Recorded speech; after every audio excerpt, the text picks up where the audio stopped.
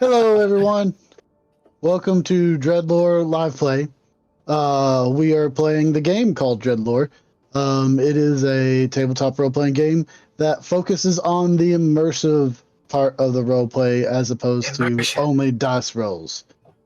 We do still roll down the dice when we throw down or try to do something hard, but it doesn't happen as much as we focus on the roleplay of the game.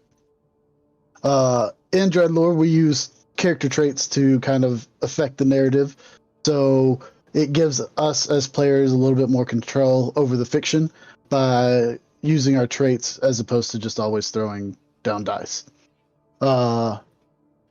We have with us, I'm Drizzle. We've got Hi, Drizzle. Bill. We got Parker. We got Andrea, and we got Ken.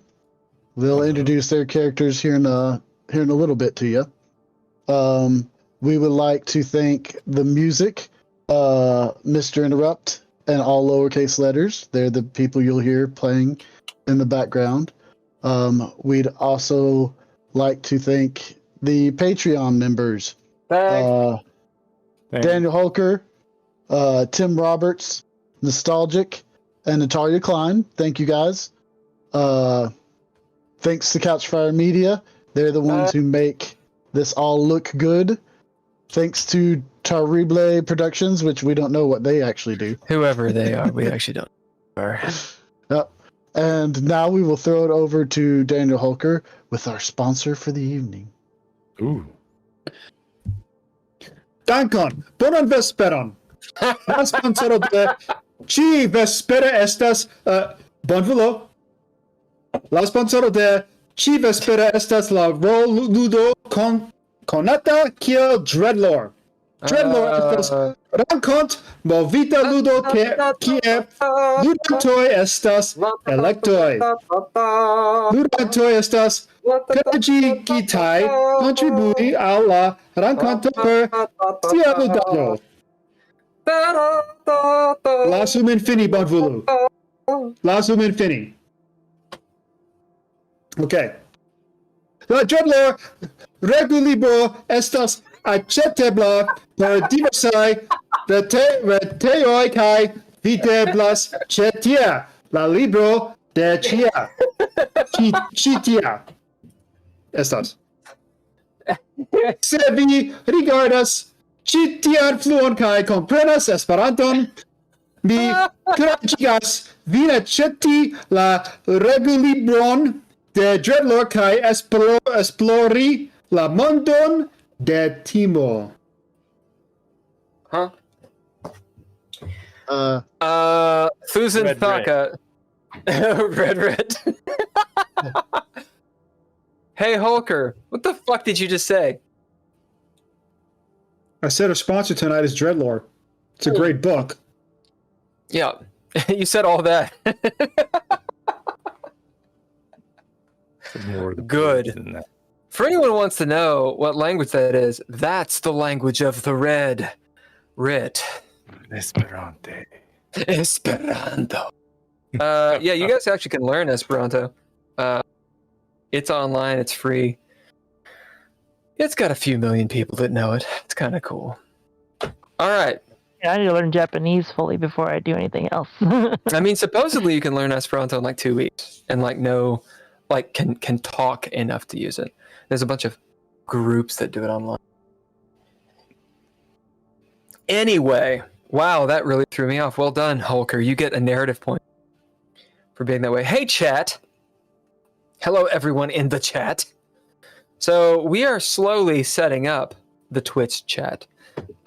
Eventually, when you follow, we're going to have dumb noises and little pop-ups and shit like that. But for right now, none of that happens. If you follow, we're just going to thank you a ton. Remember,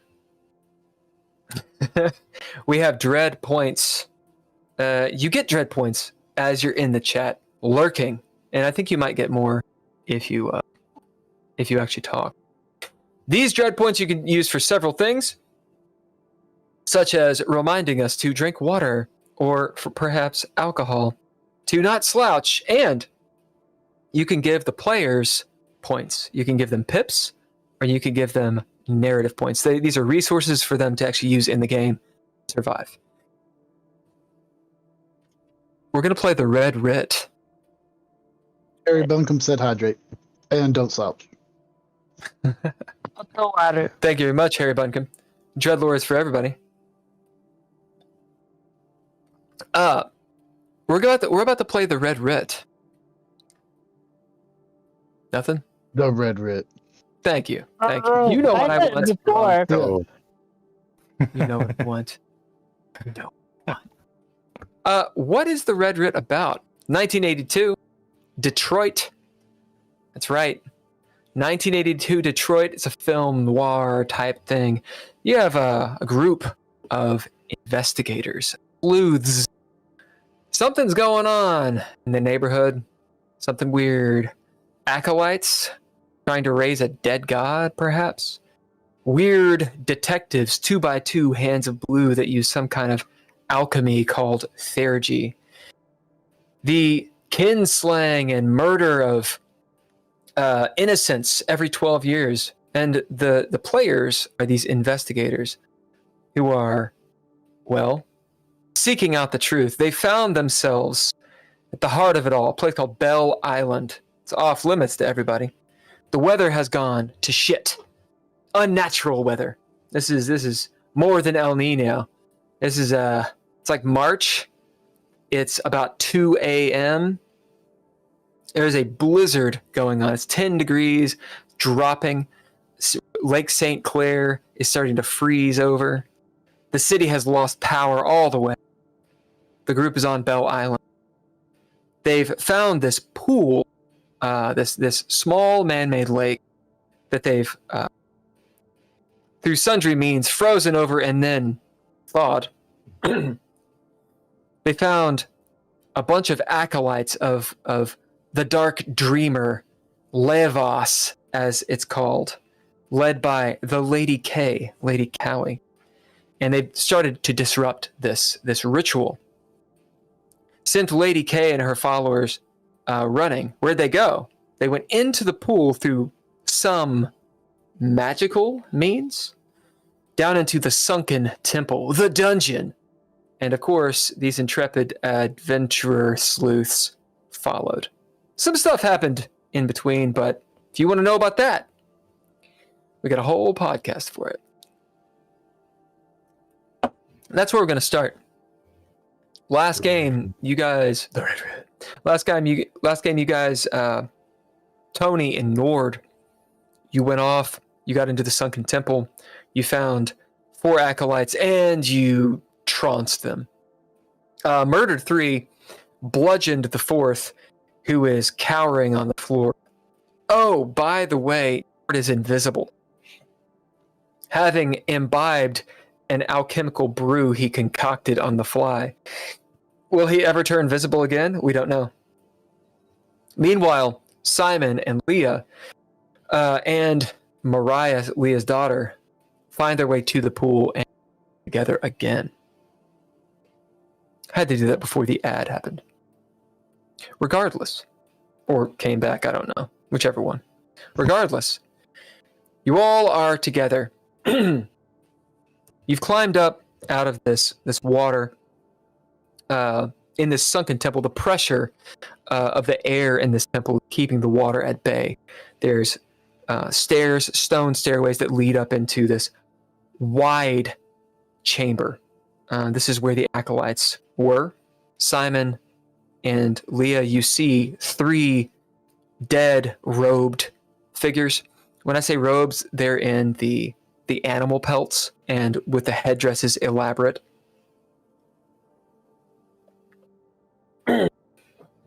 One's head is exploded and its brains are like popcorn chicken all over the place. He looks like he may have been stabbed by a magic dagger. Up ahead of you, you see this large door, double-sided door, reinforced. It looks like a dungeon door, like something out like medieval times. Nord is standing at it, doing his Nord dance, which you've seen multiple times. He is high. He is sensing sensing the other realms, perhaps. Or maybe he's insane. Nonetheless, there's a feeling, an unnerving feeling from the other side. Weird light, ominous, seeping out through the cracks in the floor underneath the door. These two braziers are going. Simon has grabbed one of the braziers, has knocked off the flame, and is using the end of it to jam it in between the double doors, because Nord has said that it's somehow magically sealed and somehow this will work in unlocking it. Simon, as you're holding this metal pole, basically, you feel the click chunk, as the door unlocks and sort of freestand swings in front of you. Chill. Behind you, Leah, you have just received a ton of information from Onus. Onus, a self-proclaimed wizard from another place who's cursed, used to be the high priest or priestess of Lavos. But after being betrayed by Lady K, was ousted. She was ousted because she fell in love with the enemy, Erishkagel. Your daughter is nearby. Some of her hair is missing. She's pulled it out with her nervous tension. She seems to be doing fine. There's tears dried on her face, but she's smiling. She's incredibly resilient. However, just looking at her, you can tell she's going to need therapy. You're all soaking wet from the pool. There's a chill in here, so it's uncomfortable. Did anyone actually say that? Nor did you actually tell Tony that he had just died?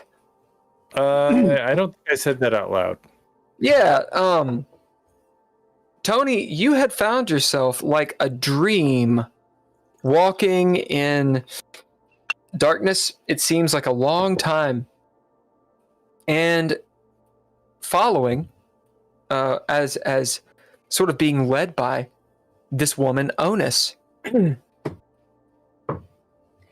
She leads you to your friends, and it happens so quickly, and yet the memory, like a dream, fading. You can tell it was a long time. Last thing you heard was a crack from above. You looked up and saw heavy tree branches fall down. All was black. And then you were being led by Onus to your friends. That was 20, 30 minutes ago. You're not really sure what happened. However, something's different. You can feel something's different in your body. Almost like it's starting to feel maybe like you're wearing your body. Like I'm not quite part of my body. Yeah, you're disconnected somehow. Yeah. Nord has handed you a book, which you love. And you've pulled some pages from it and started reading. And goddamned if magic may have occurred. You're not really sure. So we're going to start in this scene. Harry Bunkum says, I'm practicing my weird astronomy right now, sucker. I got to concentrate. What are you all drinking right now? I'm drinking wine. It's a Noble Vines collection. The Merlot. Ooh. I took it from a roommate and didn't tell them. I'm drinking water and a chocolate shake from McDonald's. Of course. You love chocolate milk. I do. So much. You know, but chocolate milk is good. Chocolate milk is good. But you love chocolate milk. I have seen you drink some chocolate milk. It's a frightening sight. Frightening. Chocolate milk, beware. Milk. Do you actually mix it yourself, or do you like buy it chocolate? No, I always like. I used to get it. I used to buy it, pre-mixed. But after doing Hershey chocolate syrup for a while, like you can't beat that anymore. So yeah, you throw down. Yeah. You're a slut for chocolate milk. It's okay. Holker, what are you drinking? Kentucky tap water. Oh fuck yeah! It's almost as bad. It's pretty much bourbon. That's a euphemism for bourbon. Yeah. I'm pretty sure. Oh yeah, sure. Yeah, whatever. Well, I mean, it's probably more of a euphemism for like Hepatitis. moonshine, moonshine, really. Drinking this Shui Long Toe. Ken, what are you drinking? I am drinking the Williams of Evan. Oh yeah. Do I have any? Bourbons. No, I don't have any. So I felt like you have been hard the last couple of weeks. I needed to catch up. Yeah, it's about time. I needed to wake up, get back into it. Yeah. Evan Williams, I talked a lot of shit about. You did. I talked a lot of it, and then I bought it, and honestly, it's pretty good. It's not bad. It's not bad for what it is. It's not the worst. I mean, It's not the worst. It's actually for, doable. For a $15 bottle of bourbon. Yeah, you wouldn't believe it. It's actually quite good. Yeah. It's no Willet. It's no Bullet. It doesn't stand up. I think it's actually just as good as. Yeah, it's probably as good as Bullet. In fact, it might. And it's better than Jack Daniels, although Jack Daniels is not bourbon. Way better. Like Jim Beam, Jack Daniels. I mean, I don't drink either one of those, if at all possible. Ever. No, yeah. If you hit Evans Williams, it's actually solid. JTS Brown, I haven't seen it in a long time, but it's also quite good.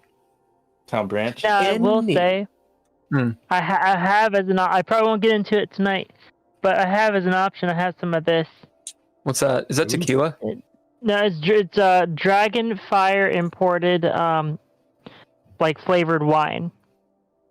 Whoa! What is it? Yeah, it's called Dragon Fire. It's like a sweet wine. This is like peach flavored.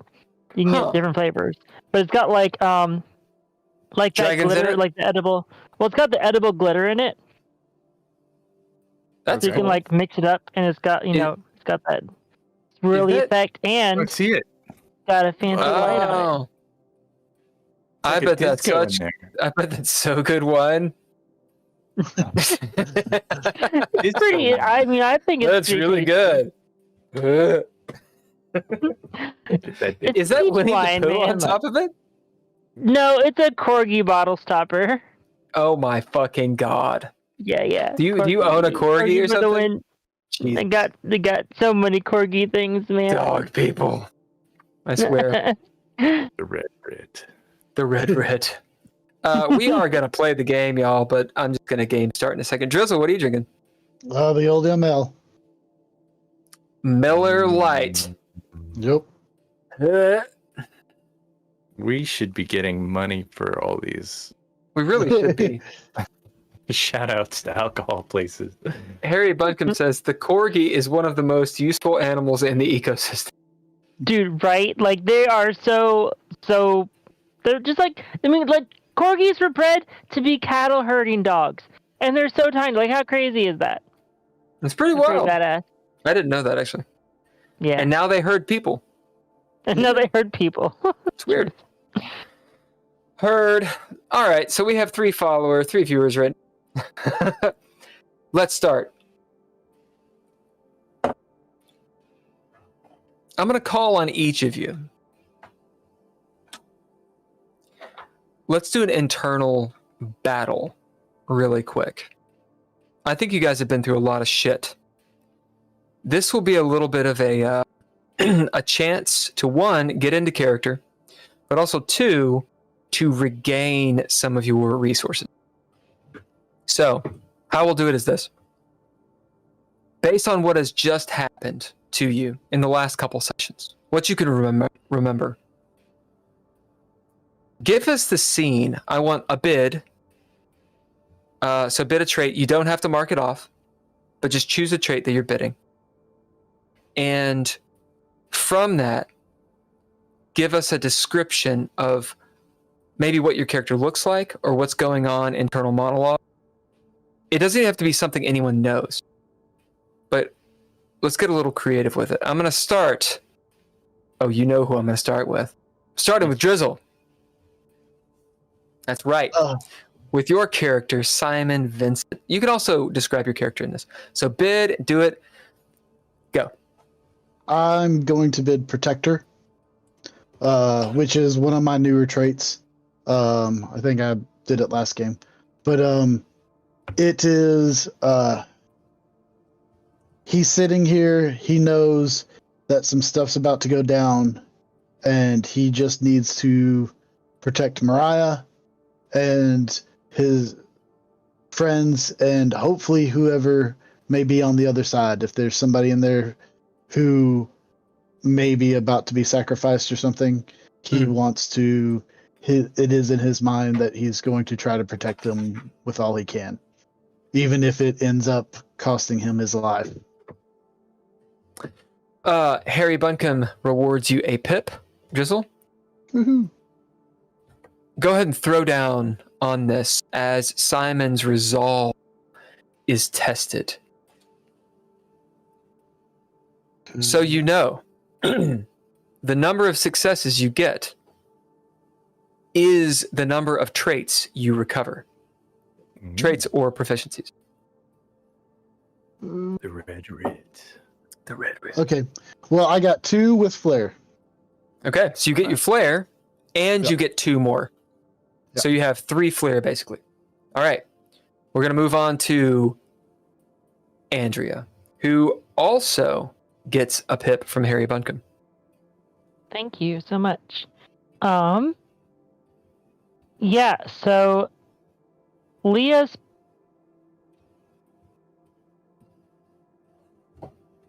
more confused but less confused. There's an aspect Feels like me and every day of my life. There's an aspect of, okay, we have more information, but it only raises more questions. And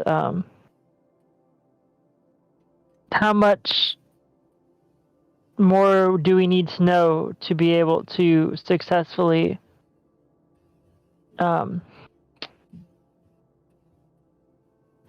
pull off what we're trying to accomplish? Like, can Lady Callie even be killed? I mean, we kind of, Onus alluded to that she might be able to with the 2 halves of this book, but we only know where maybe one half of the book is. The other half of the book is, it could be on the other side of the world for all we know. And for this, I'd probably bid,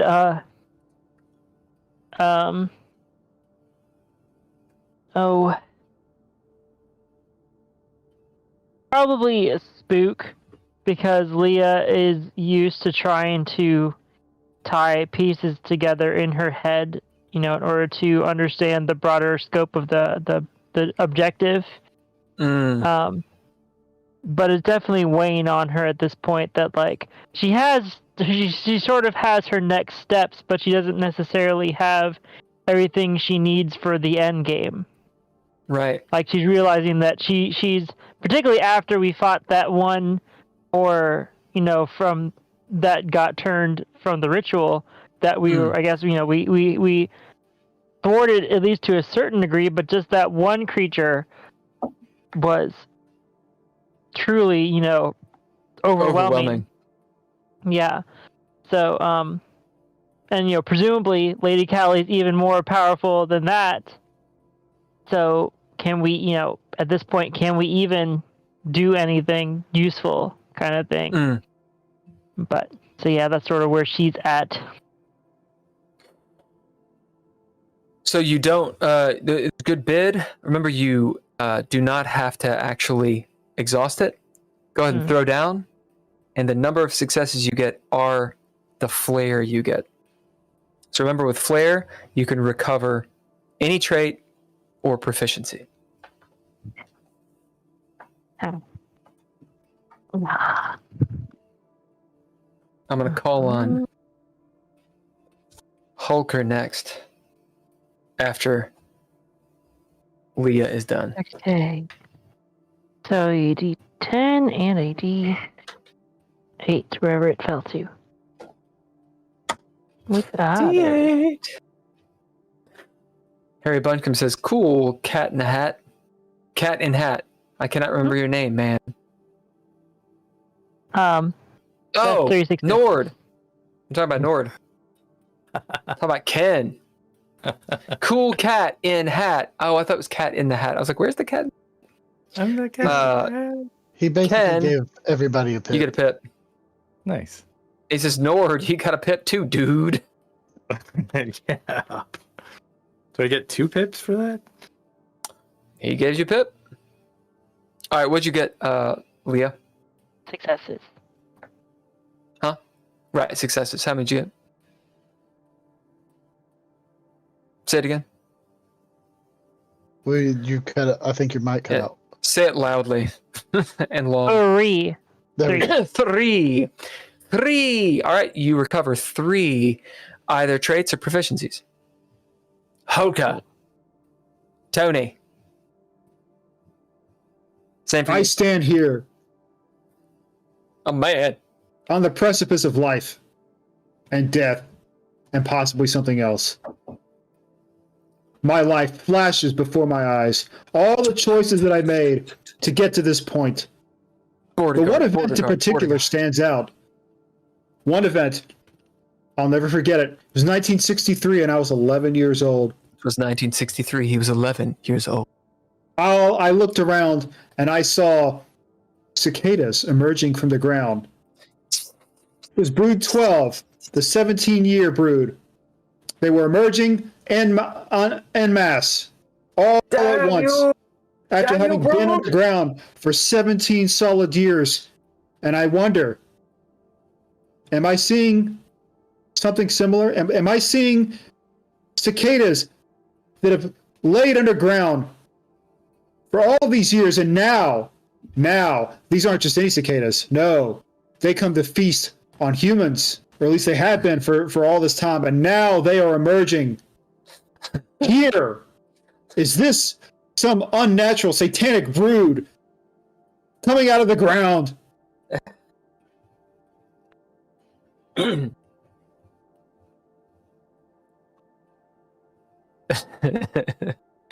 What'd you bid?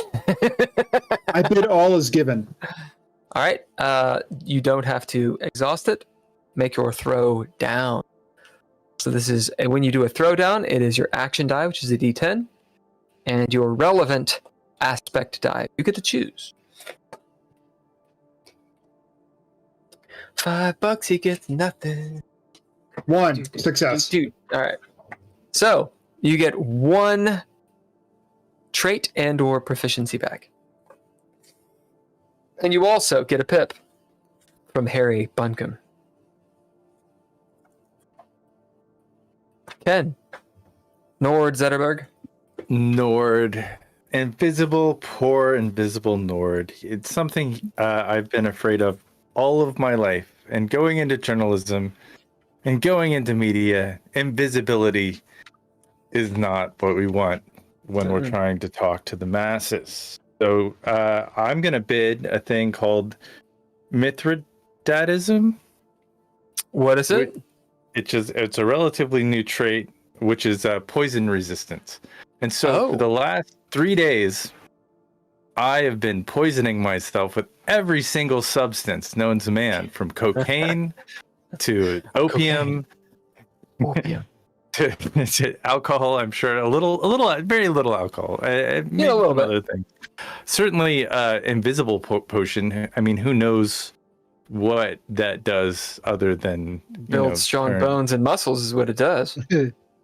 turn into a piece. So I'm, the fact that I can stand is a testament to the power of the human body wanting to live. I believe it turned your pee a fluorescent blue. Yeah, I think my excrement is glows blue at this point. And I wanted to show it to everyone. Yeah. Because it seemed like a good idea at the time. I would imagine everything feels heavy, like a 3-day bender should. But Yeah. I'm persevering through. I'm fighting. It's mind over matter. It's the fact that this is what I do on a daily basis. Wouldn't be too surprised if I lose a tooth or two on this bender. Maybe more. Who knows? More, possibly. Yeah, possibly more. I mean, you never know. Tetsuo, man. Fucking Tetsuo. Just kind of pushing that shit. Yeah. Push. Okay. Go ahead and throw down. Okay. Mind over matter, baby. That is 2 successes. All right. You regain, you recover 2 traits or proficiencies or 1-on-1, however you want to do. Good. Need it. Brief table talk. You guys now, as players, kind of know where each other are. And I described essentially the scene that you're in. Little table talk. You are in the Sunken Temple. It's written down, called the Sunken Temple. Has another name too, but whatever. No one cares about that name. You probably never find it out. Red Writ. You're about to open this door. Nord has seen what I described last game. A rectangular room. It's not rectangular. It's a trapezoidal room. So think of a rectangle, 2 of the long sides. One is longer than the other. And the walls, the 2 side walls are at angles. Right? So it's a cool little block. It was always purple in my... You guys know what I'm talking about? The purple wood block? I don't know why it was purple. You know what I'm talking about? It's this thing. Anyway, that's what the room looks like. You're at the short end. Nord sees this. None of you see this? Nord sees this in his mind's eye. There's a crack in the floor, but you realize it's not actually a crack. It's a dimensional crack. It shifts and whatnot, like a Star Trek The Next Generation graphics. Looking into it warps your brain in a way that makes you want to fold into yourself and then shit. It's an unhappy feeling. There's 2 braziers blowing up fire like jet engines. And there is something with tentacles.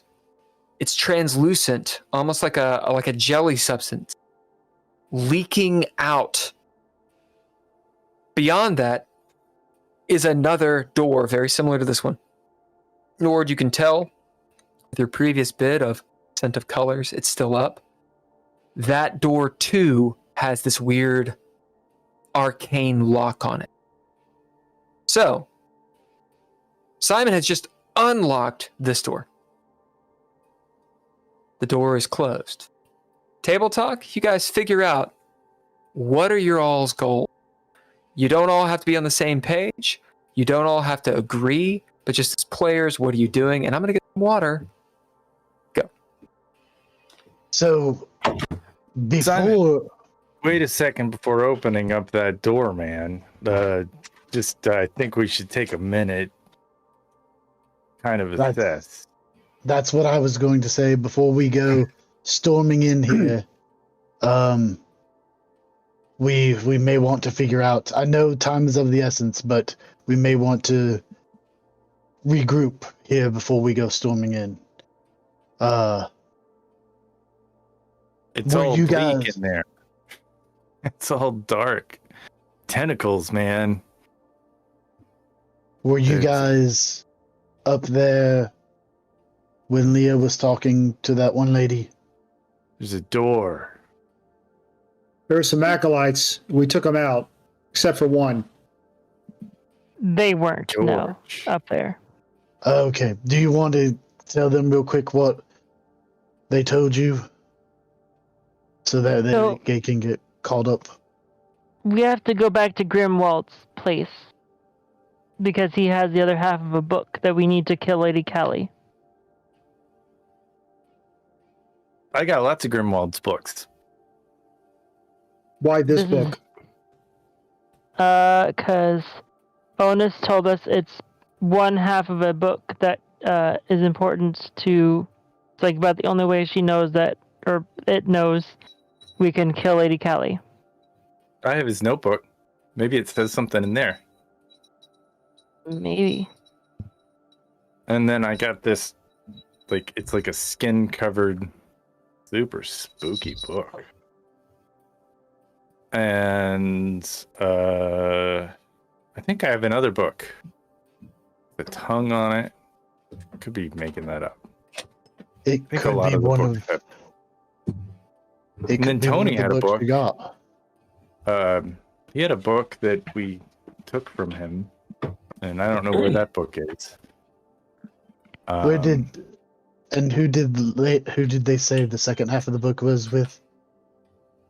Someone who believed themselves a magician? That could be Tony's book. I guess he believes he's a priest. You got a cat. Ew! Yes. I never believed in. I was a magician. I think I scared my cat. Mew. It's true. I think you're a border guard and a priest. Yes, that's true. Not a magician. I'm an apothecary of sorts. No, Well, this we- sounded like whoever it was, it happened a long time ago. So, You can. If this job, if all this gets me fired from my current job, I guess I can be a roadie for the Grateful Dead.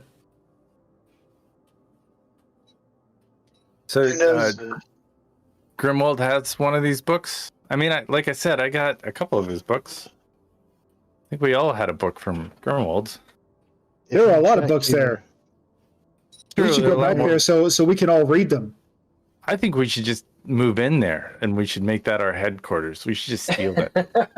yeah, that's But we not, I gotta mean, get like, to the he's store not, first. he's not coming back for it, so It's not sounds he like a needs plan it. to me.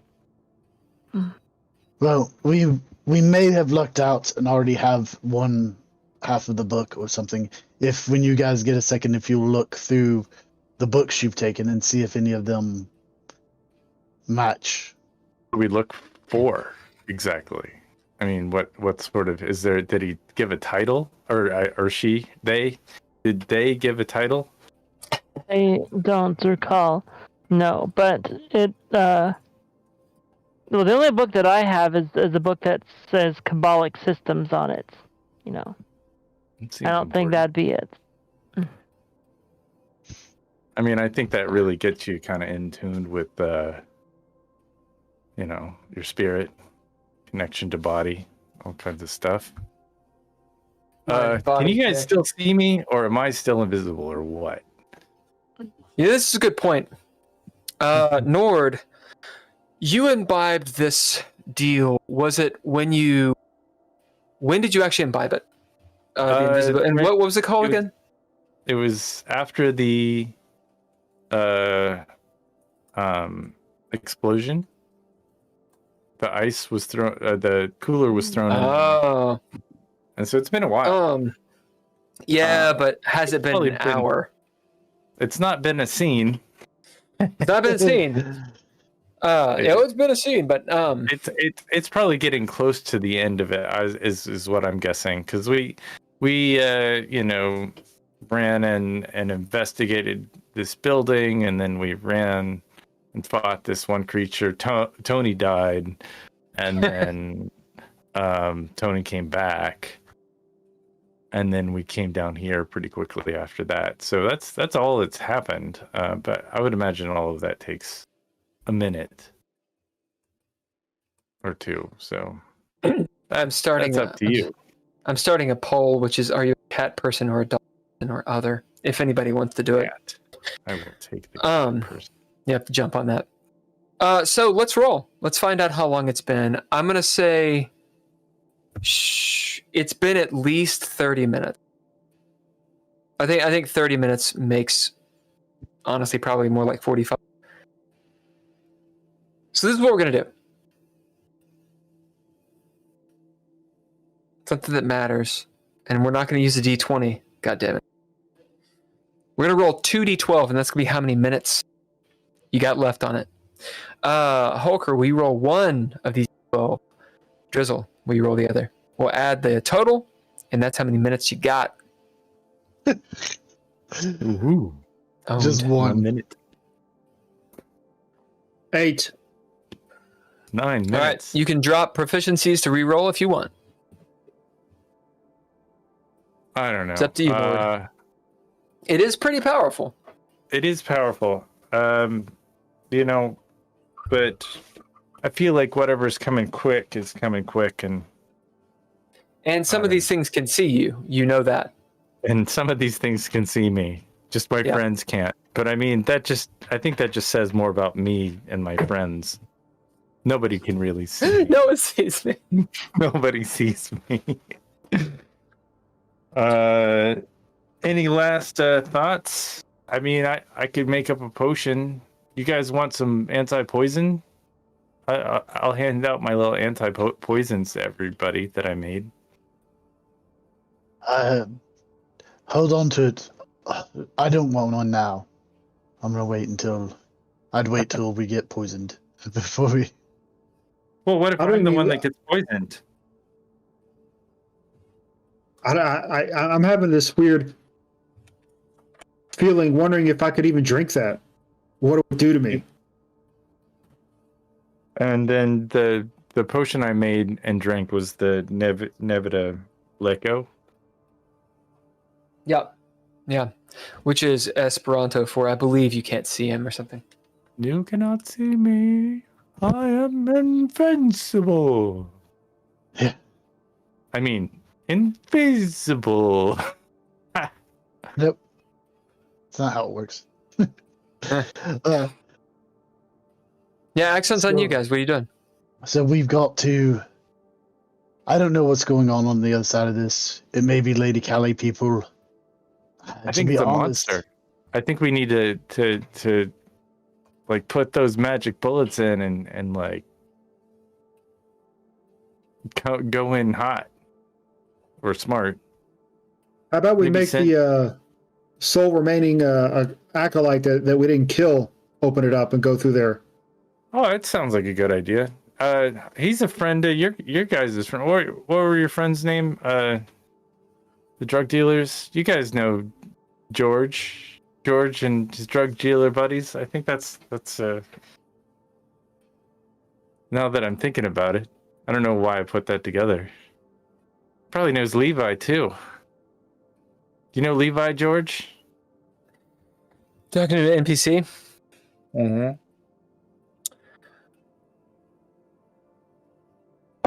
Always talking to NPCs. While you're asking this NPC, while you're asking George, his name will be George. Is anyone else doing anything? I'm just getting ready to go in and do whatever we decide to do. So right. Hold on. Hey, I got a question. Will our guns work? We need those magic bullets. Yeah, but our guns have been in the water. Yeah, guns work underwater, I think. You get a pip. Go on, Andrea. Yeah, I mean, wet gunpowder's not good. As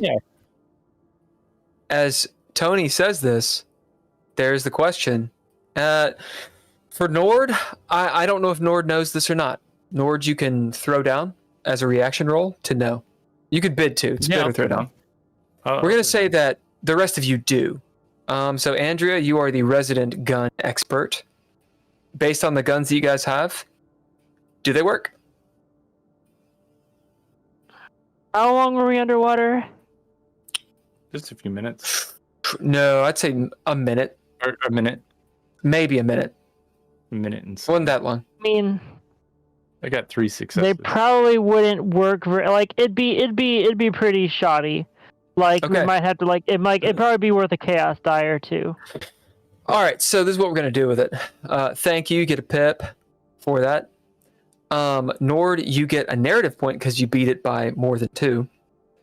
Nord, as Tony says this, and you notice the look on Leah and Simon's face, you remember, oh, there's no way. Maybe their guns work. As we're all saying this, you see me pull out my revolver and I open it up and I pull the bullets out and I grab the extra bullets I have in my pocket and I go over to one of the braziers and I'm just And start heating them up. like What do you to bid? try it out a little bit. I'm gonna bid. What'd you say? And not set it off. Heat it up. Well, the gun definitely, but Yeah, you gotta try out the gun. I'm gonna bid gunplay. So that means All right. I know how to do it. And You don't need to throw down, but you do need to throw down a chaos die. Be a Okay. D6. The stakes are mishap. Not that it's likely. No, it's a You 5. will destroy the bullet, basically. Right. Huh? It's a 5. Okay. So it's not a So as those, you see, you got a 5. We'll just go with that. 5 of the bullets you think are usable. okay. So they are going to have mishap dice. The rest of you, the bullets that you have, how will we do it? How it will be easy? Because you're not going to know. You don't know if they're useful or not until you roll. And essentially, we're going to do it'll just be a higher threshold. Okay. Yeah, you may want to try and go hand to hand before and use the weapons as a last resort.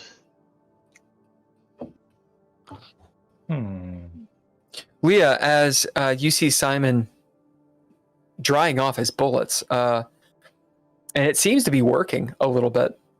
Maybe one of them actually falls in the brazier, and he's like, ah, fuck! And it falls onto the floor and is destroyed. Do you do anything with the bullets that you have? Yeah, Leah would probably go ahead and go over and dry them out a little bit too.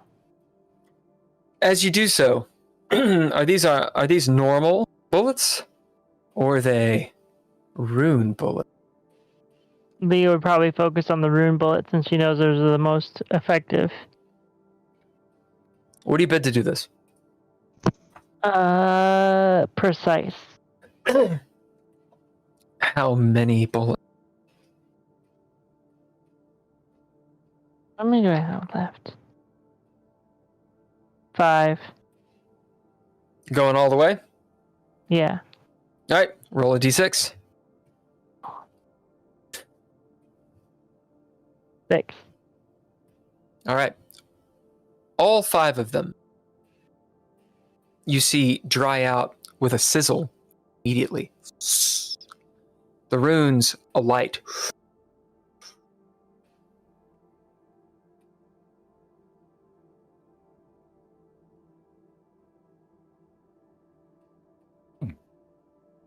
The Red Writ. The Red Writ. With a success, somehow you'll get a hunch. You've heard, this is 1982. I don't know if the Japanese invasion has happened yet, of like Japanese culture. Has it? Probably Starting, maybe? at least to a certain degree, yeah. It started, but it hasn't peaked.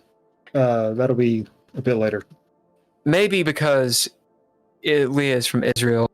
As you were traveling, you saw a manga or something. The point is, earth, fire, wind, water type stuff. Somehow you get the feeling that the element that these bullets, these runes are tied to is fire. They use fire somehow.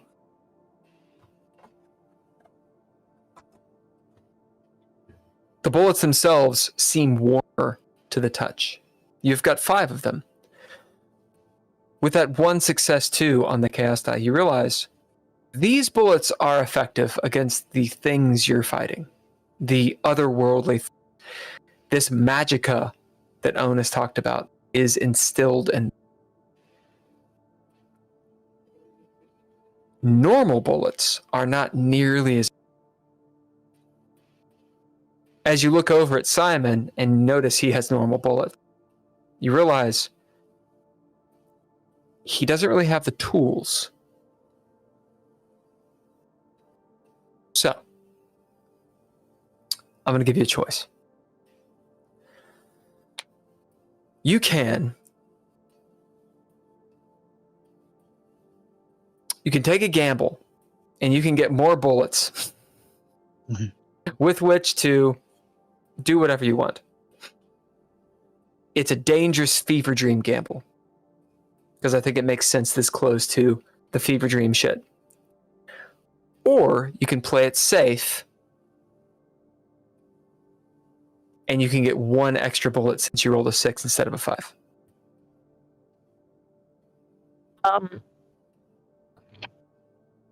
I'll probably take a gamble. Okay, the gamble can cause you bodily harm. Okay. All right. The gamble is you look into the brazier and you see the coals. Some of them are mimicking the runes on your bullets, and you see a stash of rune bullets in the coals in the fire. Mm-hmm. What do you do?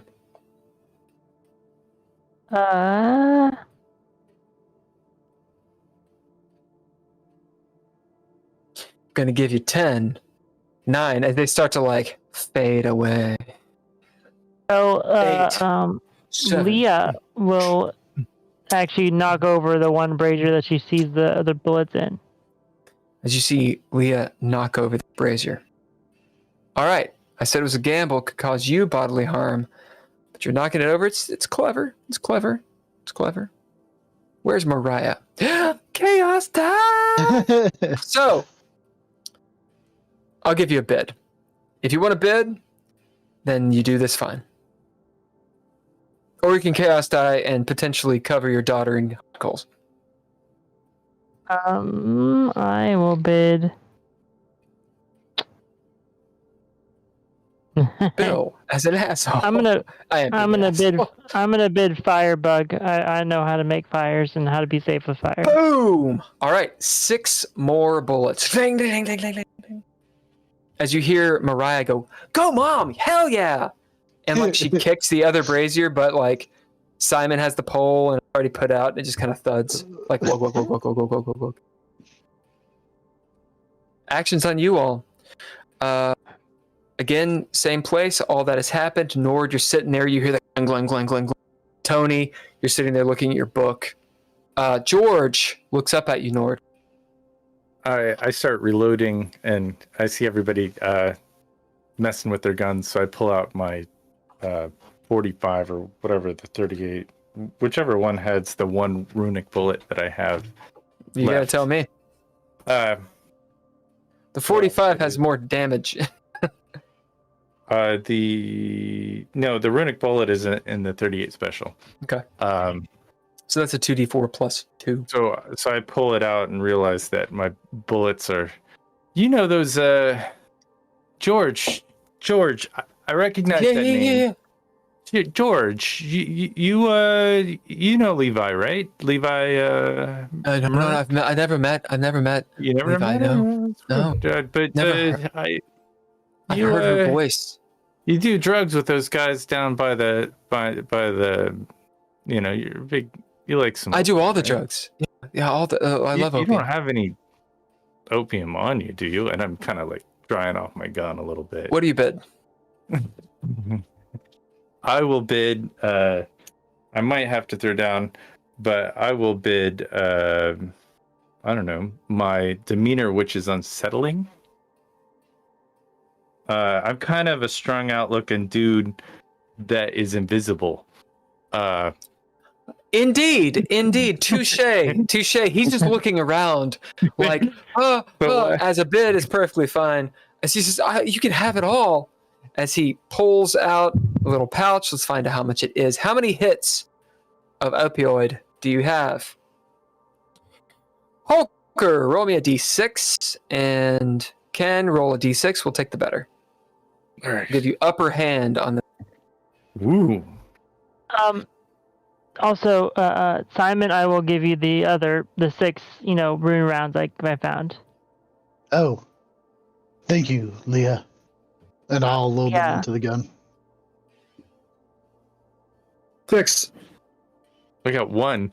Do I need All right. Is that a KSI thing or No, you got upper hand, so you take the better. So 6. As he hands you 6 little. I guess they'd be like little. I don't know much about opium. We don't really need. I'm just gonna add because you do like a little cook thing. I guess it's a little like paste. Enough for 6. 6 ounces. 6 grams. I don't know. 6 little dabs of it. 6 little bits. Someone who does opium in the chat. Let me know. How does one do opium? What is it? Is it a paste? Is it like? I think it's a little like tacky substance you put in like the end of a pipe and then smoke it. I think that's all right. So I don't think I had any before. So I'm just gonna say I got like 6 doses, whatever that is. Yeah, you have 6 doses. You gotta cook your pipe. You know what I'm saying? And smoke it. Start rubbing his hair. You're not holding out. Oh my god, he just loves it. Oh my god, not at all. Keep that up. What's in that other room? Why don't you go first in this other room? As he looks up suddenly, I'm not allowed. I'm not blessed do you by see Levos. From the other side, I am blessing you myself. I am Levos. As he looks up, you have reminded me. You did convince them. Yeah. You convinced them that you guys are from the other side. Yeah. I'm Levos's entity from the deep. You are now blessed. Oh my. To make an appearance in the other room. This is your moment in the sun, buddy. Oh, he doesn't say God. Oh, gods. How would he say? Oh, gods. Oh, Levos. Almighty. Praise thee, Cursoriskaga. He yells and throws his arms up in the air as he runs to the door, touches the door, turns around like a schoolboy. Thank you so much. I've waited so long for this. Is anyone going to do anything before he opens this door? I'm going to put the runic code back in. I mean, I'll make sure my gun's loaded, but that's about it. Yeah. 1. As he's like, he opens the door. Who's looking? Me. I'm looking, probably. Sanity rolls. Leah would be probably still loading her gun, so no. So she's not looking. But Mariah is. Right? Oh, you know. Are we going to bid Mariah to not be looking? Yeah, why wouldn't Mariah be looking for bullets on the ground? I mean, I would spend a narrative point for Mariah to be looking for more bullets on the ground. Because it's the same scene. Mariah has one more bid. So if you want to do a narrative point, you can totally...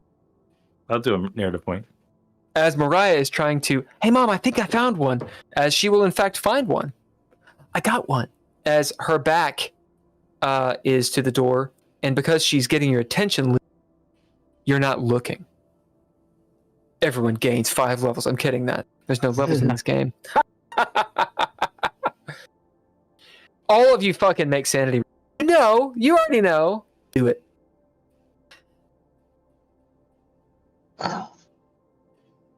I'm going to make a man. Hey, Will. Or you can bid. Well, I'm going to say, do you think it'd be all right if I try to take a nap real quick and then come back? Go take a nap. Take a nap. Okay. Take a nap and come back. All right, I'll try and come back in about less than an hour. We'll see. Drink some water. Yeah, I will. Because you got to get back in here. Drink some of that really good wine. Yeah. Yeah, I'll take be a nap and just communicate on the Discord. Okay. All right. Bye, guys. Be back in a little bit. Bye. I'm going to bid in the fog, which is a flaw of mine. Oh, That- yeah. That even though, like, I am looking, I'm still kind of delirious, or Mm-hmm. not delirious, but like, you know what I'm trying to say. Yeah. Oh, yeah. You are still in the weeds. Simon, for you, while you don't necessarily believe what you see, believe your eyes, while you may not be able to make sense of it, anything is possible.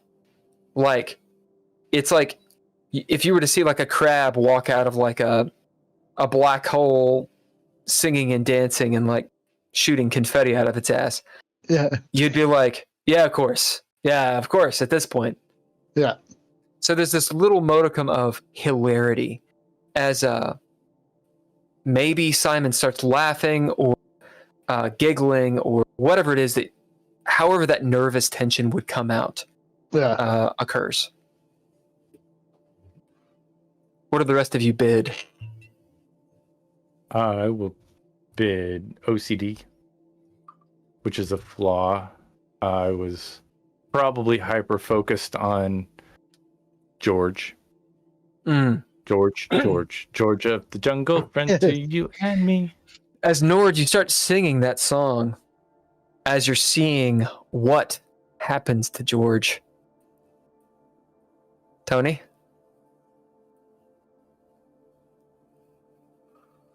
I will bid believer. Tony, there is a higher power. And what you're visualizing, what you're seeing, is evidence of a lower power. Something. A war. The spiritual war is true, clearly.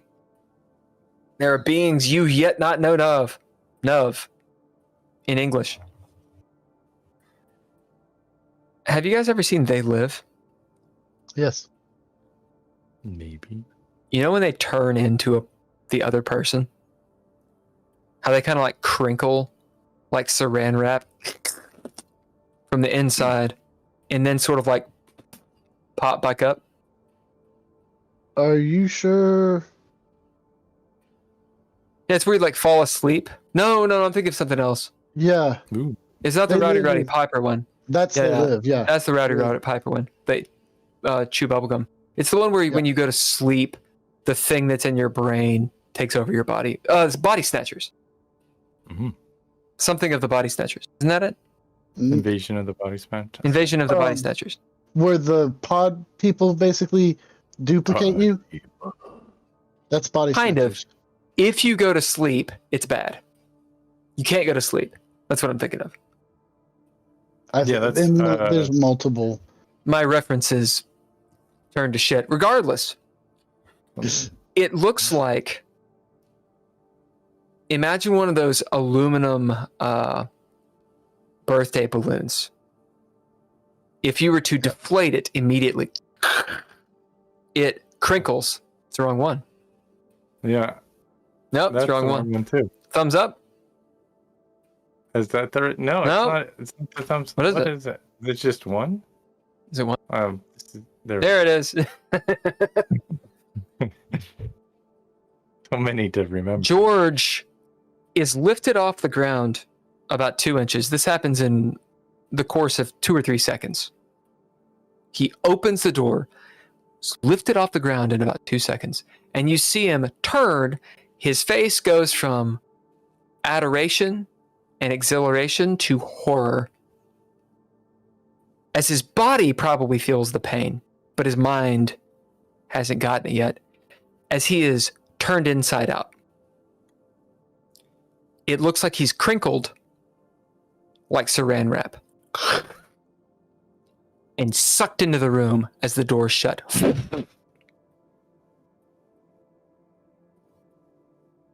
You hear a sound that almost sounds like a human being crinkled like saran wrap. And that's it. There's silence as you all are sitting there, having borne witness. Well, better him than us.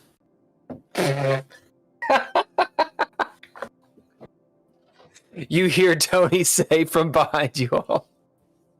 We're the good guys, aren't we? Yeah, it might not happen to us, right?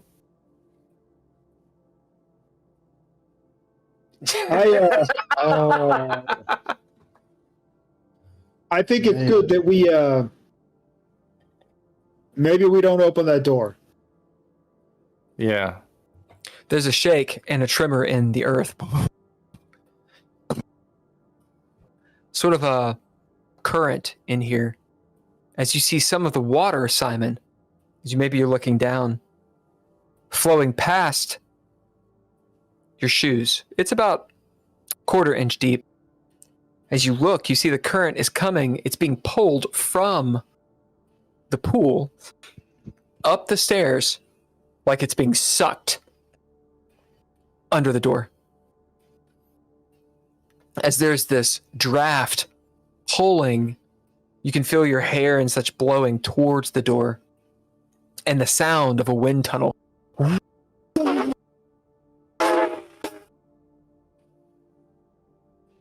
As it sort of dies down.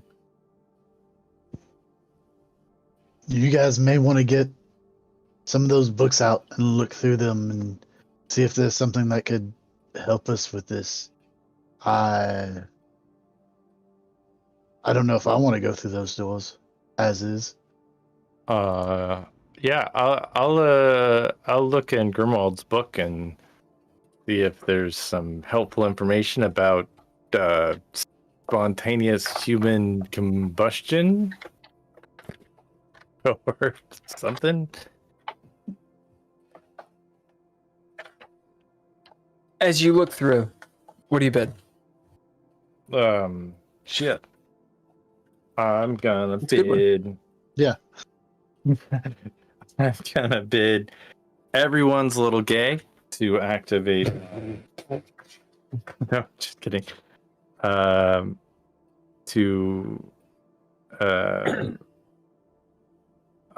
gonna bid my I really don't have much. I'm gonna bid my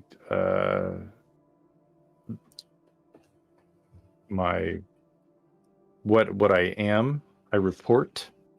So I walk off the path and report, and so just I'm gonna flip through this book and see if I can see anything.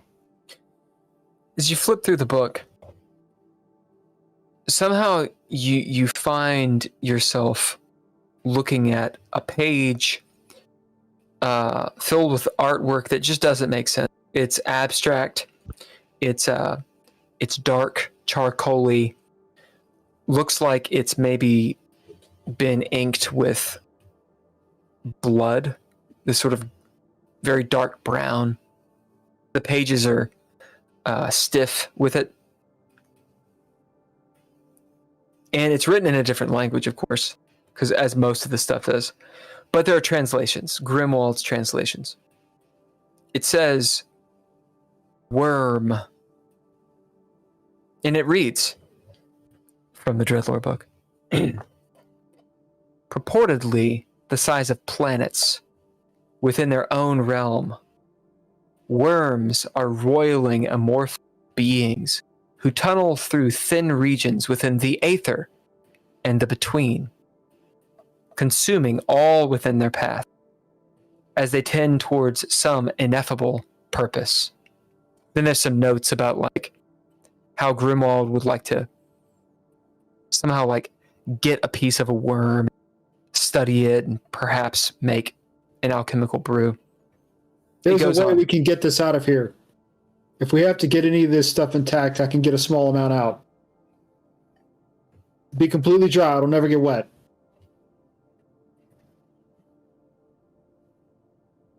Mariah looks up at you. Huh? I mean, I'm just saying, if we got to smuggle a few pages out, there's a way. How are you going to do that? I unscrew the bottom of my flashlight. I empty out the batteries, and I say, look in here. We just roll them up and stuff them in. Screw it back on. That shouldn't be here. Whatever it is. That worm. I didn't think they were gonna cross. There's something terrible going on. I think you gotta find something in that book that you have, Tony. Maybe it has a way to close the veil and between our worlds. Nord, there is more. However, you feel your mind wavering as you start to read it. You can throw down. This is a sanity roll to continue if you wish. Yeah, I would like to continue. All right. Threshold is 1. That is 3 successes. All right. You get a narrative point. And Do you want to use it now? Yeah, I would love to use it now. I would hope that maybe Grimwald took some time and energy to research, like, you know, a way to protect ourselves against worms, or maybe there was a potion in there that we can, you know, rub on ourselves, some kind of non-instantaneous death thing. As you read on, a worm is not it is yet unable to pierce the veil. Instead, they utilize their appendages, the lesser abstracts, called ambioideach, to manipulate what's beyond their reach. And it goes on to a citation.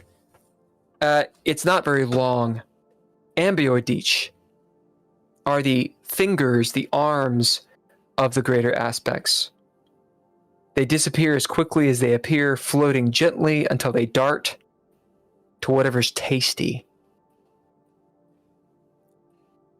Save for a handful of elements like valorum and other alchemically treated materials, whatever an ambioideach passes through is dissolved and consumed. If used properly and with some cunning, magicka can thwart them. I got an idea. Maybe I'll make a little potion, guys, and I'll rub it all over you. Let me pee on you. So, narrative point style. As long as you are invisible, Nord, you will not be immediately consumed. Yeah. Oh, and yeah. If you pee on them, your pee will protect them from being immediately consumed. However, everybody line up. You got 7 minutes. Yeah. Everybody line up and let me pee on you. Real quick. What? I'm not going to let you pee on me. Well, no, Mom, you should stay here with No. you and Leah should stay here. Simon, Tony, we need to get in that room. I got to pee on you. I'm invisible. Come on. I know what I'm talking about. This is my stuff right here. I start peeing on Drizzle. Or not Drizzle. I start peeing on Simon and Tony. Simon, out of nowhere, a stream of fluorescent blue. You can reaction roll. Start like swinging around. Yeah. You see blue pee, like forceful. It's like way more forceful than you. You know what I'm talking about? Like you go in and you're like, really? Like a fire hose. Tony, if you want to get out of the way, I'll get out of the way. It's that opium dick. You got to do a reaction roll. So Nord, throw down will set the threshold for avoiding your piss rockets. Do I I'm run just glad that I have to swim out of here. Do I Did you just roll take a grace? A grace? A grace? I suppose this is grace. Is this grace for my aim ability? My am ability? No, I think That this is is- brawn. I don't know. You got to Is it brawn? squeeze. It's like a Kegel. Oh shit. Well, I'll re-roll if you want. In all Yeah, fairness, My brawn is my days as a cop, I've been pissed and puked on. You've been pissed. So it's fine. I can do brawn. All right, what'd you get? And Tony, what did you get for your dodge, which is a grace? 2 successes. Grace and your... Huh? 2 successes. What'd you get, Nord? Less than that. I only got 1 success, but I would like to spend an ability. It worked in the past. Nope. Yep, it worked in the past because I peed on people before. To activate my marksmanship ability. So that is 3 successes. Tony? You duck and weave, but it's like he anticipates you. As you see, like, he's got the Kegel, so he can, like, stop the stream and then be like... Like, you don't know where it's going to come from. He's invisible. Like a fire hose. You get fucking slimed in the face. Behind you, Mariah. No! Does Leah get it too? Does Nord piss on the entire party? No, just Tony and Simon. I'm not going to pee on a little girl. I don't know. It's kind of funny if you do. Roll a chaos die. Oh, no. I don't want to pee on a little girl. That's a 5. You do not. But you pee more on Tony. All right. Tony All right, I'm going to Simon, go first. you both Follow me. are glowing blue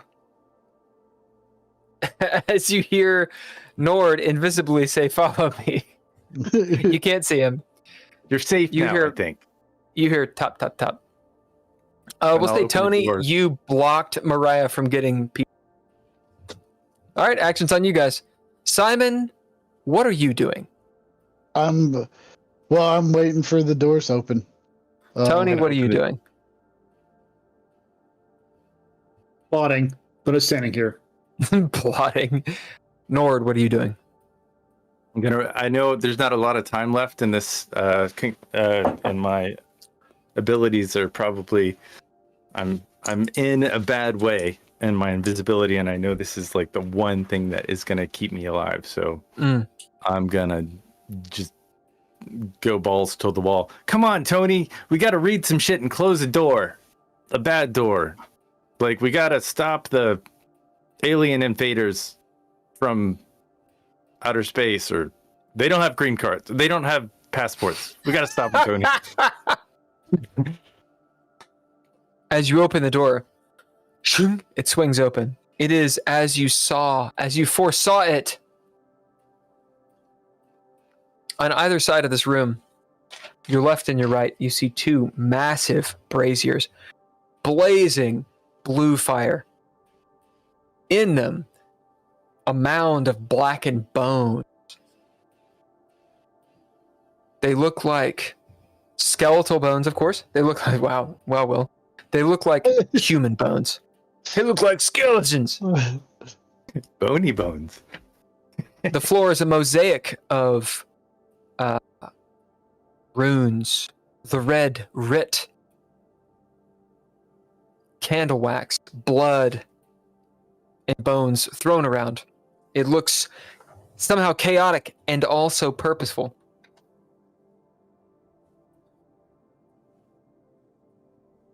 Hovering in front of you is a displacement. It makes you blink, wondering if there's something in your eye.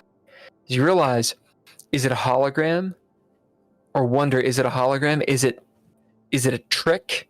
Is it smoke and mirrors?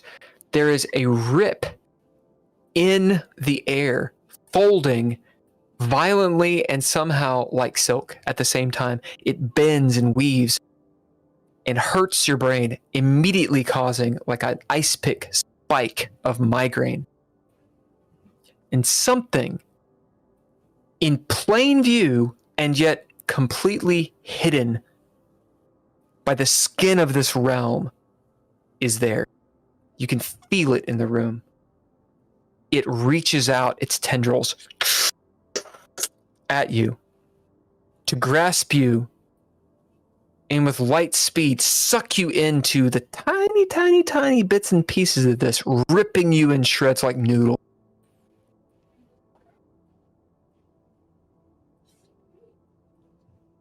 Everyone make reaction rolls. I'm gonna Nord, dodge. have you turned into a empty balloon? I am the Blue Man Group. I am the Blue Man Group. Let me remind the party, this would be the antagonist turn. I would like to spend cunning. Oh! You want to spend cunning, do you? Yes. I And I will would spend So the cunning world as well. actions in the description. The next is the cunning turn if the players so choose, and then the bad guys go first in the player's turn. You guys drop cunning, so you interrupt the suckage. Tony, are you going to drop cunning? Yes. All right, so you all act in the cunning turn. As you see this thing turn, or you sense it, it's going to attack. It is astronomically large. Your brain immediately shuts it down, whatever you're looking at, and instead, you just know there's imminent danger. Imagine a massive eyeball looking at you. It's your guys' turn. What do you all do? I'm gonna look around, and I would like to bid everyone's little gay to activate my scent of colors to see where the rip in space is, and everything's got to procreate somehow, and like everybody has their things they're into. So like, I want to hit him where it hurts a little bit, and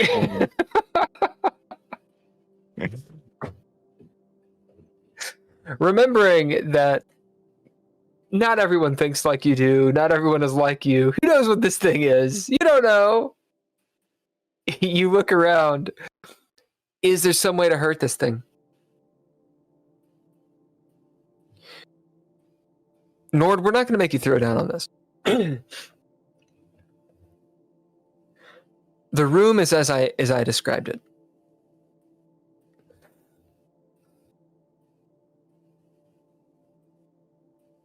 What you'll know about these things, what you've read and all things, they feed on life force. They feed on ethos. This is an appendage. It's not the actual thing.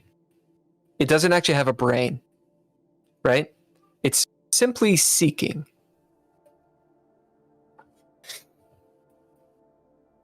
What's keeping it here? What can hurt it?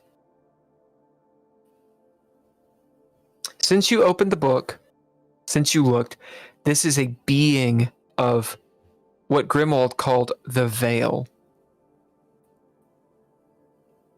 In what you've heard Onus talk about, it's of the void.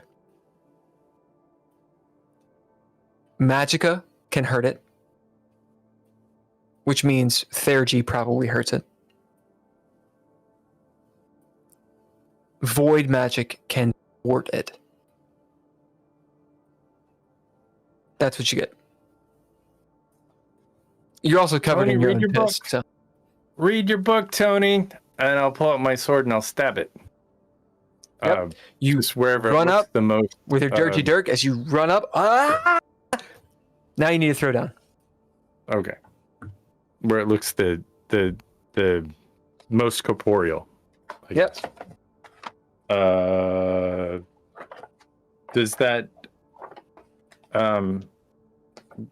what I bid before, does that help me out at all? That will be your bid to do it. Okay. And I've already bid the dirty dirk. So it's just a regular throwdown attack. Is that Correct. the way it works? All right. Yep. Gotcha. That is 2 successes. So However, it needs more than that. Oh, yeah.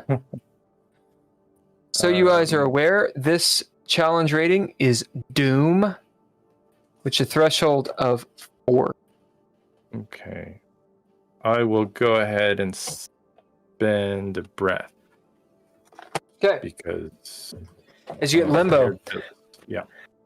As Nord, describe what is it as you're spending breath running at this thing stab. Well, I look for the most corporeal, the thickest area, and I'm just gonna put my face in it.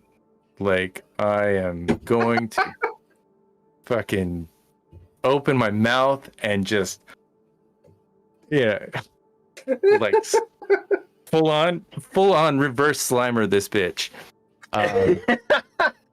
And hope that maybe some of the sweat on my and some of my stank will actually harm it, in some kind of way. As Nord leaps into the air, nobody sees it. He's invincible. As they're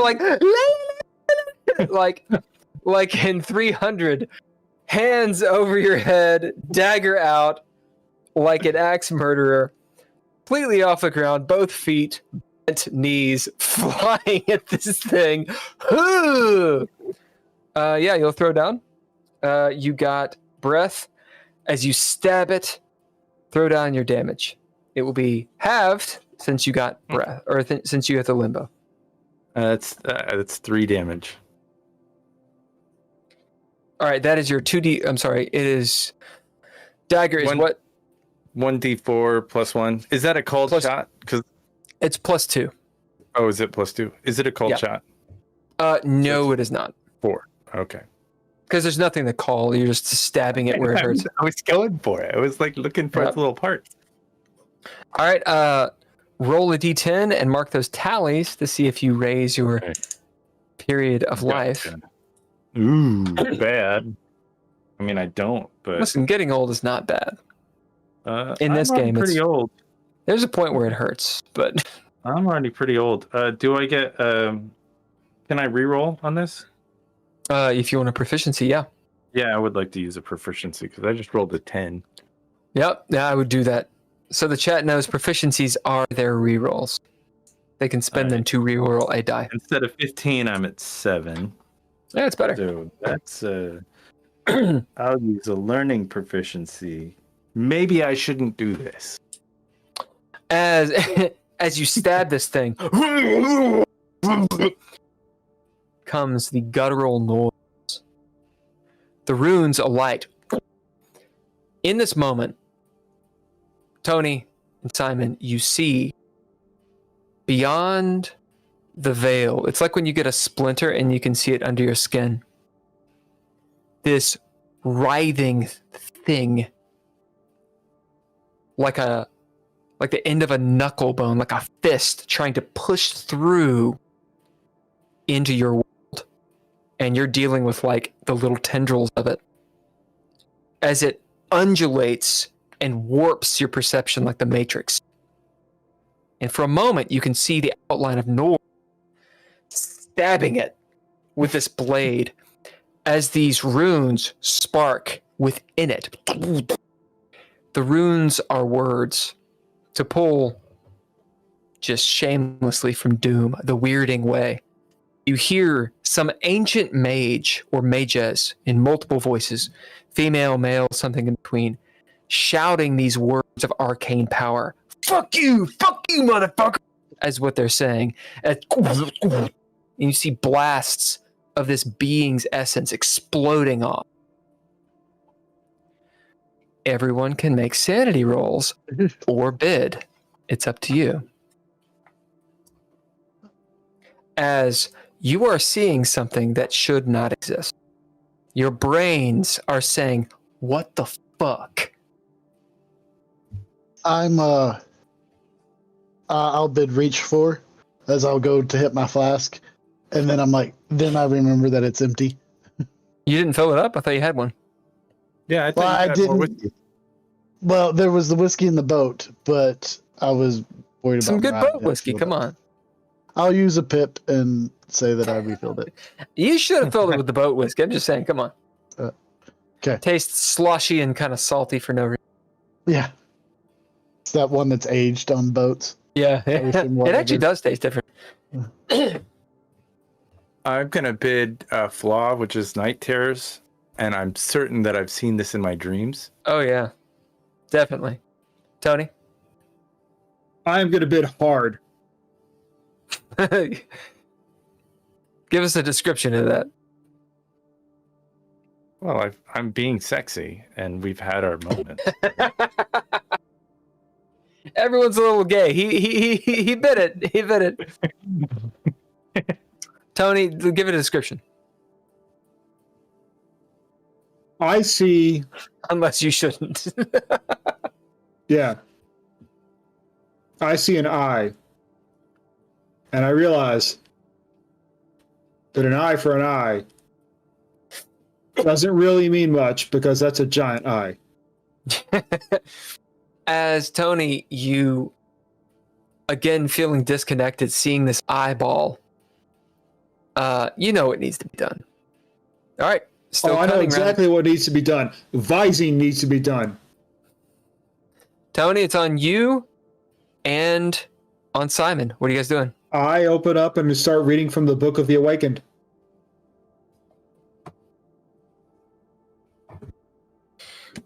What do you bid to do this?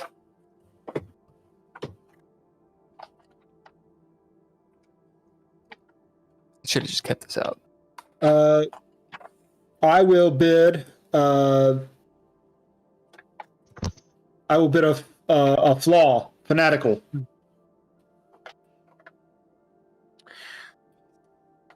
Simon, what are you doing?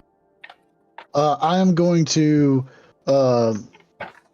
step to the left some, basically to get Nord out of line of sight, and I'm gonna shoot at it. Okay. So Normal bullets? No, I put the magic bullets in. With the magic up bullets. Yeah. Yep. When it. All right. What do you bid to do it? To me.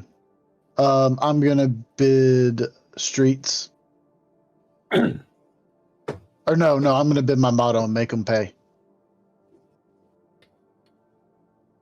Tony, as you read from the book, you continue. You note you're reading from the scroll of the void.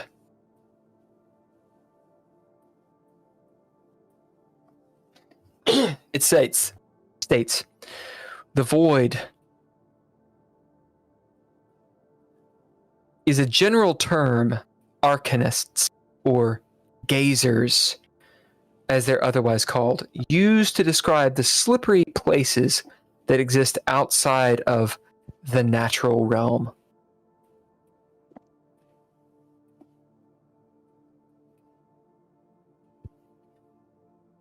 They're never quite sure which place, in quotes, they perceive or slide through. It's simply elsewhere. Just a second. Seeing these places renders someone often utterly insane or worse. Anyone who sees them or perceives them is subject to this horror.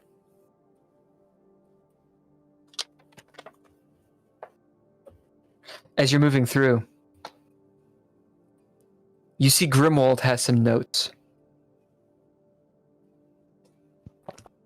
Those powerful enough to hone their skill in the void magica can even navigate through it in small bursts, called hip-hopping, a kind of teleportation.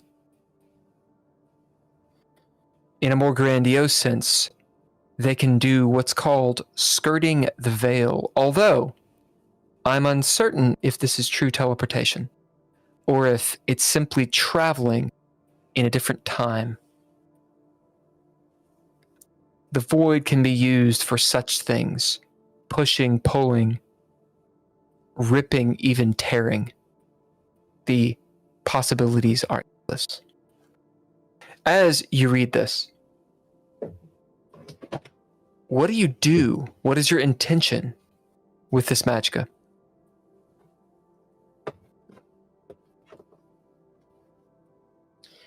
Think on it, Tony, for that is all for you. And we will resolve Simon's throwdown. So, Tony, you got to figure out what you're going to do with your magicka. Simon? I missed completely. I got 2 successes. Yep. Roll a chaos die. D6. Oh, you know. You know, Nord. You know what's up. It's a 2. All right. Do you do anything to increase this to... I've already threshold? done my... I've already used my 2 proficiencies, and I used 2 ninja gear, and I'm still at 2. Did you use Don't any you have abilities? I have a gun ability. Let me... No, I will say this. Nord has already attacked it, ergo, the It's on my threshold goes 3. from 4 to 3. Let me...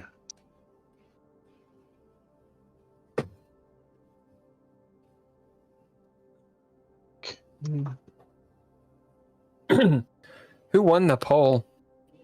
Or was it evened? Evened out? I voted cats. Because Last I saw it was half and it was 50-50. The So results... Go on. I bid strong 50-50. swing to activate Master at Arms, which adds a D4, and then I bid arsonist because the bullets came out of the fire. Okay. And still did not get another success. No one's going to aid him? Somebody, I will aid him. That's With not what I my- need today. I will aid him with my haunting him. Oh, I'll aid him with my flaw, astrally projected, because I flashed visible for a second, so like that kind of fucked with him a little bit. I flickered into form, and he saw me, and like in the flickering, I might spend a narrative point as well. He saw a little bit of my manliness, and it was grotesquely small, and so he wanted to defend. Like he was just grotesque out. Like like everything was a little, and just like he wasn't sure which creature to aim for. That's why he's missed so many times. And then he sees the dirk. He sees the dirty jerk, a glow. Like This is not your member. This is actually the knife. It's the knife. I see. And so he realizes that. Oh, wait a second. I call it the dirty dirt. That's not Nord. Like he was aiming at Nord's head, and so like he moved it aside to actually aim. And I'll give him. Is that a mind? Yeah, all that's in up to your you. head, dude. A mind die, which is a D10. All right, you get a D10. There we go. I picked up Hey. two off of that, so that means I've All right. passed. Clean success. Roll thy damage. I haven't used the magic bolts before. Are they any? Do you get anything special because they're magic? It's an extra +1 damage. Okay. And they go through the resistance of the antagonist, which means they essentially deal double damage. But I'm not going to tell anybody. That's 7. 7 damage total. So basically, you're dealing real damage to it. Yeah. As blammo, you hear Constantinople of this spell cast. It echoes around you. This Doctor Strange style voice resounding through, and almost turning this knuckle, sensing it to like turn against maybe its weak underbelly, but not quite enough, as you see the bullet splash through the veil in an explosion like a mortar on the other side in distance, as for a moment, Simon and Nord and Tony, you get another sense of how huge this thing is. It's like viewing a thundercloud or a thunderhead. If you've ever been flying and you actually see one, it's a mountain, and this is the knuckle. As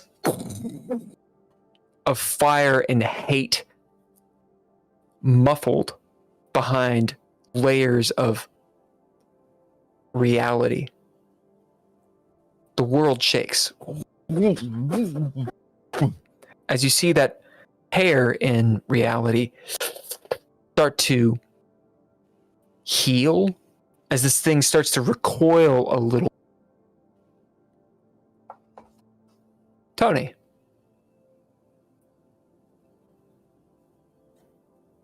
Is it still a giant eyeball?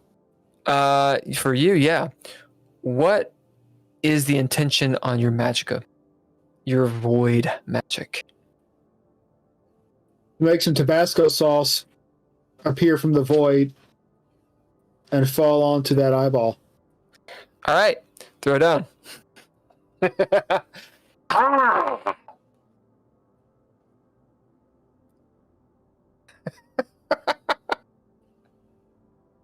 Tony, just good. Throw this fucking Tabasco. Molotov Tabasco sauce.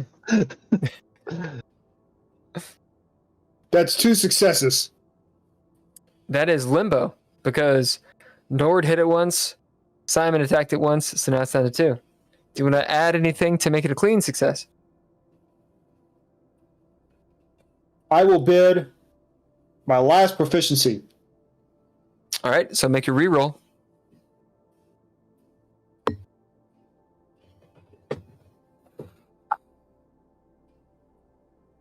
That is another success. So All I right. went up by 1. So a clean success.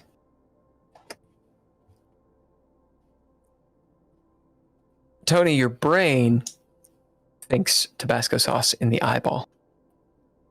How this manifests is something unholy, like unholy thunderstorm within its realm. So here's the deal. This is magicka. We're going to have a chaos die because it's magicka. And we're going to have you roll your mind aspect die. This is the damage.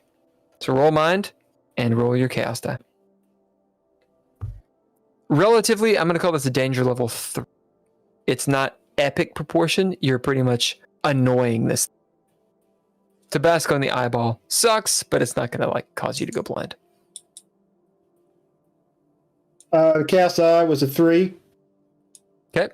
And the mind's eye was a 5. All right. So that is 5 straight damage plus 1 since you beat it by 1. 6. As this thing, you all see its skin undulate. You see veins and such as it's irritated with these words that maybe you turn, maybe you don't. Tony is standing there quothing, that's right, quothing, from the book as runes are flying off of the book. Wind, like a wind tunnel from nowhere, flying past his hair as it's blowing around. And he's speaking these fell words. Hilariously, if you only understand what he's actually saying. Tabasco sauce in the eye, motherfucker. As this thing writhes, pulling back away as it retreats from this irritation of you. And as it does, this little burst and rip in the veil of your natural realm closes. You can kind of see it's still hovering there. But the ambioid dish, this thing, this abstract, has moved away from it. There's a rest, calm, in the room. Still, somehow, almost like out the corner of your eye, when you look at it, you can't see it. But out the peripheral vision, you can see almost this blot, like a scar tissue, floating there. And you're left in the room. I'd steer clear of that area. Every so often, maybe a phantom wisp of wind. Simon, Yes. look at me. Okay. Am I pissed off yet?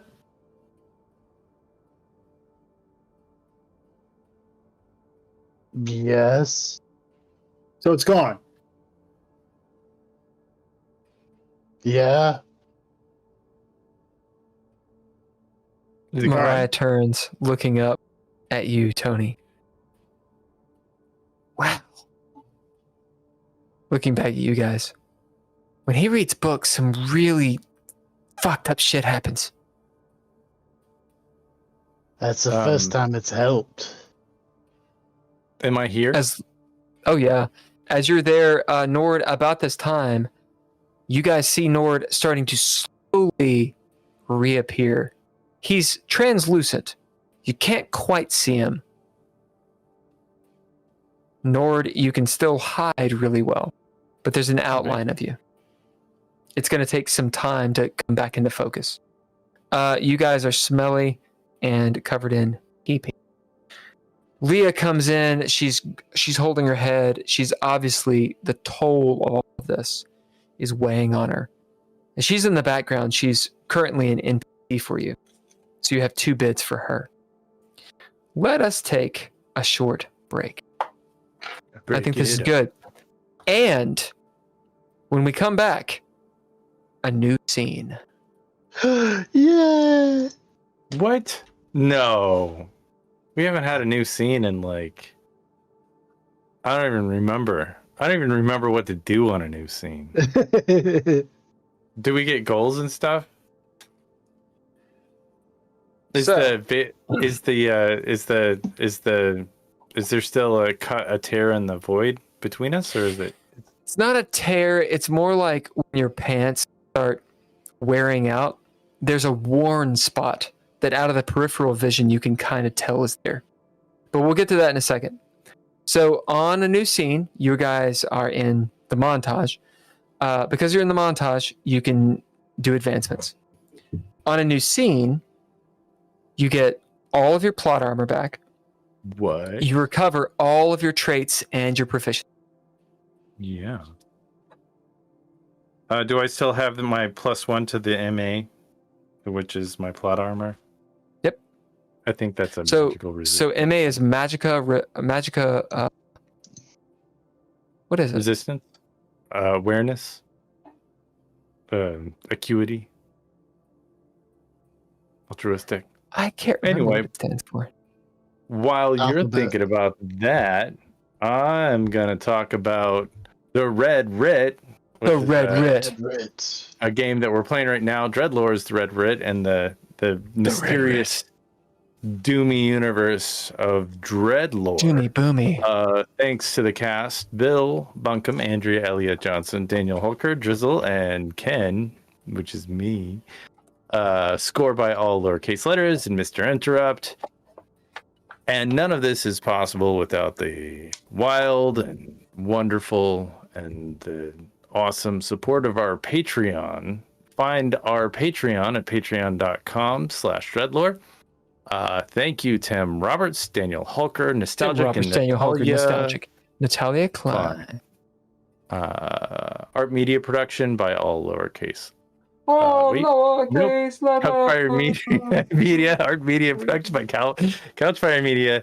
And Florible Productions, whether they like to say it or not, brings you all this lovely and amazing content like the Red Writ. The Red Writ. Story, companions, humor, just such a funny. We'll be back in just a few minutes. Thanks for playing DreadLore's The Red Writ. The Red Writ.